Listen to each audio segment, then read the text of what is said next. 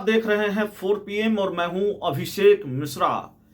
पप्पू यादव जन अधिकार पार्टी के सुप्रीमो रहे पप्पू यादव की एंट्री आखिरकार इंडिया गठबंधन में हो ही गई है।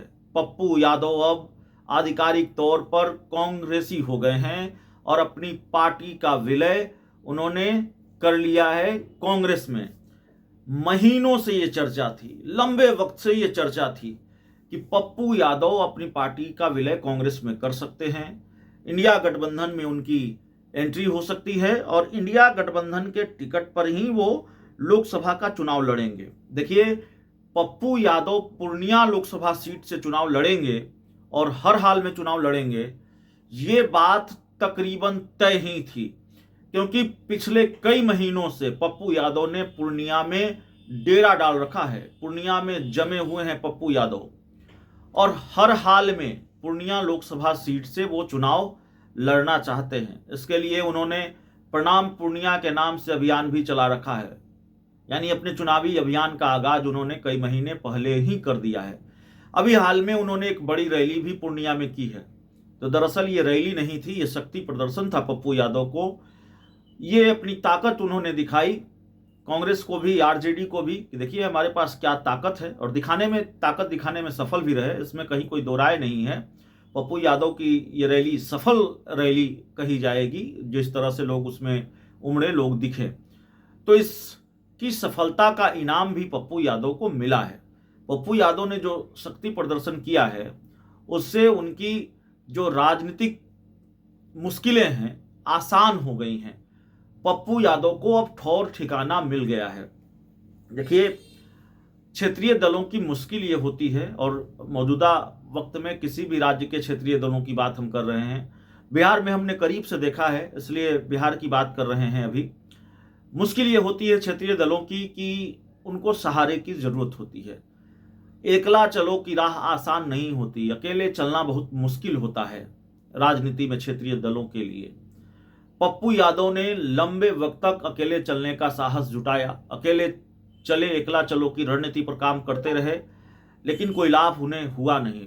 2019 के लोकसभा चुनाव में नहीं हुआ, 2020 के विधानसभा चुनाव में नहीं हुआ, और किसी भी उपचुनाव में नहीं हुआ।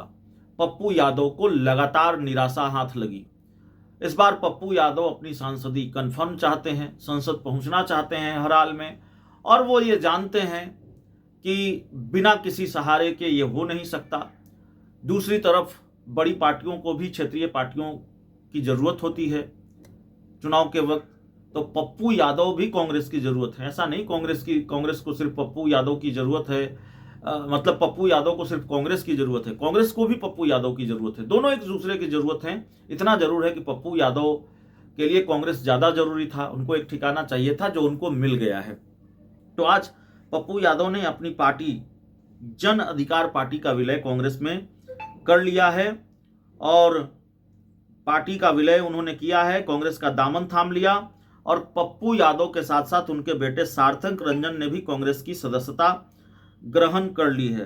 कांग्रेस में जन अधिकार पार्टी के विलय की घोषणा खुद पप्पू यादव ने की, और पप्पू यादव अब कांग्रेसी हो गए हैं। राहुल गांधी को धन्यवाद कहा, प्रियंका गांधी को धन्यवाद कहा, सोनिया गांधी को धन्यवाद कहा है पप्पू यादव ने।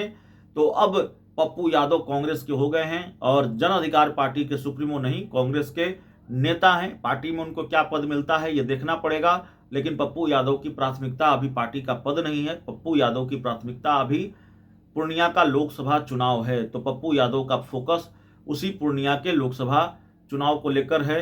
और कल देर रात उन्होंने मुलाकात की थी राजद सुप्रीमो लालू प्रसाद यादव से और तेजस्वी यादव से। इससे पहले भी कई मुलाकातें पप्पू यादव की लालू यादव से होती रही थी। माना यह जा रहा था कल की मुलाकात के बाद कि सब कुछ ठीक हो गया है, कहीं कोई तलखी लालू यादव पप्पू यादव को लेकर नहीं है, दोनों के बीच नहीं है। तेजस्वी यादव और पप्पू यादव के बीच जो दूरियां थी वो भी मिट गई हैं, क्योंकि पप्पू यादव ने इस मुलाकात को लेकर सोशल मीडिया पर लिखा कि देखिए सौहार्दपूर्ण वातावरण में मुलाकात हुई है। तो पप्पू यादव के सौहार्दपूर्ण वातावरण में मुलाकात हुई है लिखने का मतलब ही है कि सब कुछ ठीक हो गया है। हरी झंडी लालू यादव की तरफ से मिल गई है। लालू की तरफ से कांग्रेस को ग्रीन सिग्नल मिला इस मुलाकात के बाद, और कांग्रेस में फिर पप्पू यादव की आज आधिकारिक तौर पर एंट्री हो गई।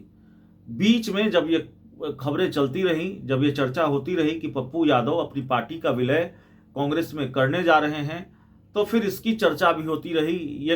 ये कयास भी खूब लगते रहे कि कांग्रेस, और कयास नहीं, कुछ जानकारियां भी अंदर से सामने आती रही हैं। अब भी उस जानकारी पर हम कायम हैं। जो जानकारी हमारे पास आई कि बिहार में कांग्रेस के जो कई नेता हैं वो पप्पू यादव की एंट्री नहीं चाहते हैं कांग्रेस में, इंडिया गठबंधन में, और खासकर कांग्रेस में तो चाहते ही नहीं है।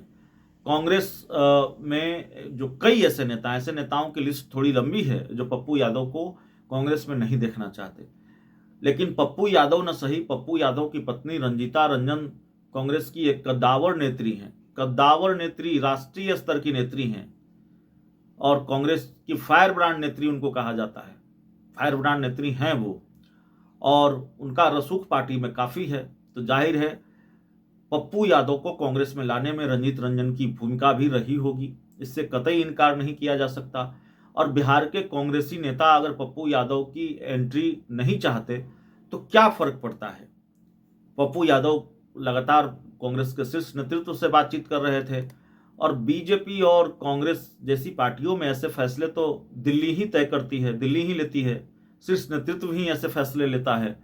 तो जाहिर है रुकावट थी, लेकिन कोई बड़ी रुकावट नहीं थी कि उनकी एंट्री नहीं हो सके। तो पप्पू यादव की अब एंट्री हो गई है।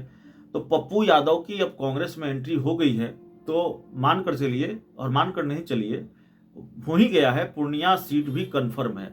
ये तय है कि पूर्णिया लोकसभा सीट कांग्रेस लड़ेगी, और कांग्रेस के टिकट पर पप्पू यादव लड़ेंगे। तो देखिए, इंडिया गठबंधन में सीट शेयरिंग अभी फाइनल नहीं हुआ है, अभी सीट शेयरिंग का आधिकारिक ऐलान नहीं हुआ है।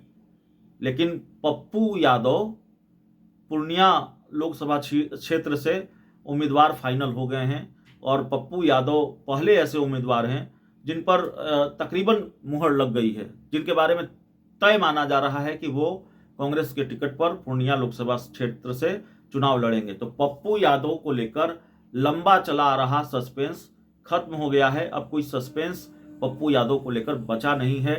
पप्पू यादव के लिए भी ये अच्छी बात है, अच्छी खबर है। लंबे वक्त से 2019 के लोकसभा चुनाव से वो चाहते थे कि उनकी इंडिया गठबंधन में, तब महागठबंधन था, बिहार में इंडिया गठबंधन को महागठबंधन भी कहते हैं, इंडिया गठबंधन तो हाल में नाम पड़ा है, तो उनकी एंट्री महागठबंधन में हो और महागठबंधन के टिकट पर ही वो चुनाव लड़े। लेकिन 2020 में, माफ कीजिएगा, 2019 के लोकसभा चुनाव में ये नहीं हो पाया था, लेकिन 2024 के लोकसभा चुनाव से पहले ये हो गया है। तो जाहिर तौर पर ये एक अच्छी खबर है पप्पू यादव के लिए। चलिए, इस पूरी रिपोर्ट में इतना ही। बहुत बहुत धन्यवाद।